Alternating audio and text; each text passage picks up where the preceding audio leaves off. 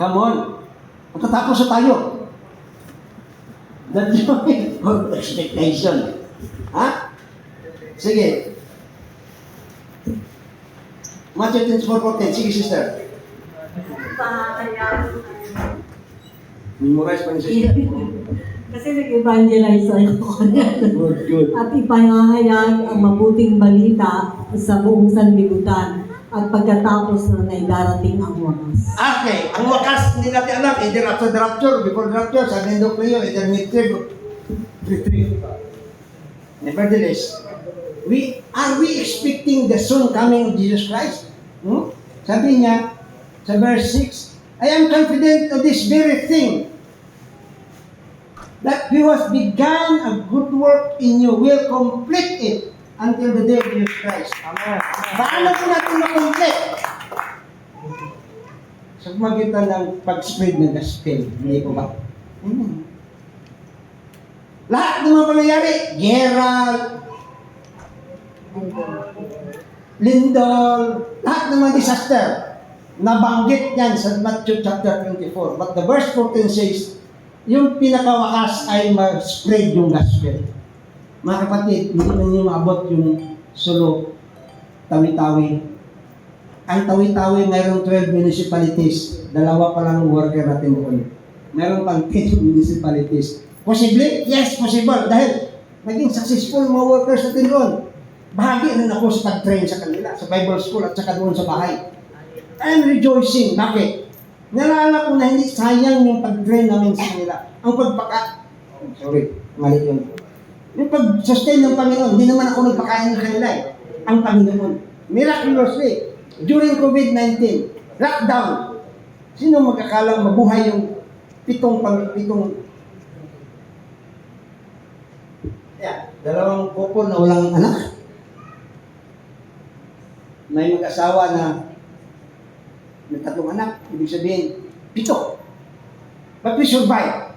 Now, they are determined to do our Tawi-Tawi. Hindi tayo natin endok kapag pinigilan ako sa endok. Yeah, I am going to invite you. Kasi meron ng team na pupunta doon. Pumunta kami doon 2 years ago. Sabi ng anak ko na sa Canada, sabi niya, bibili ko sana ng sasakyan para sa anak ko. Pero bali na lang. Para sa mission, go. Ayun, doon na sa saway. Anyway, mga kapatid, ayan po ang panawagan ng Panginoon. And this gospel will be preached. Amen. Kung wala na po kayong lakas pumunta ng basilan, your giving to missions is very important and your praying. Go, give, and pray. You will say, Pastor, paano kami makaparticipate? Isa lang ang hindi niyo magawa ang pagpunta. Pero kung may privilege kayo, join you to visit these places na sinasabi ko. God is working in His own mighty way. Walang pili. Lahat doon, basta may bata na gutom, pinapakain nila. And God is also sustaining them financially. God is so good. Hallelujah. Noon, yun, sa amin, sabi ko, isa lang namin yan noon sa Cotabato City kung hindi nangyari. Pero sa inyo, kayo ang nag-enjoy because we have been praying for that. How many years? Wow, wonderful. I'm rejoicing. Why? Because although I decided na sana kaming gagawa niya noon, pero sa basilan, nagawa namin yan. Yung bata na pinakain namin through CCMP, siya na ngayon ang pastora doon sa Basilan City. Hallelujah! Hallelujah! Amazing! That's why when we recall, when we are going to recollect, if you want to have a good memory, kapag gusto mong magkaroon ng magandang muni-muni sa harap, habang tayo ay tumatanda, gumawa tayo ng tamang desisyon yun, katulad ni Apostol Paul. Hallelujah! Amen.